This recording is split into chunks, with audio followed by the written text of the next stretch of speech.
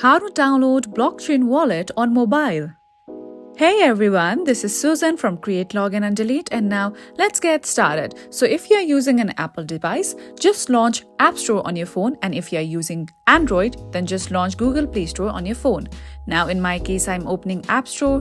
Now go to the search bar and search for Blockchain Wallet right here. Okay, here we go. Now tap on the application which is on top. Then just tap on Get. Wait for a while. Now wait until the app has been downloaded.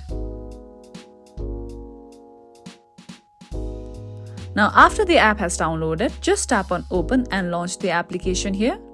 Wait for a while. Now once you launch the application, you can see various options here. You can either create an account, restore your previous data, and even log in if you already have an account. So in order to create an account, you have to follow these steps and create your account accordingly. So this was it for today. At last, don't forget to like and subscribe.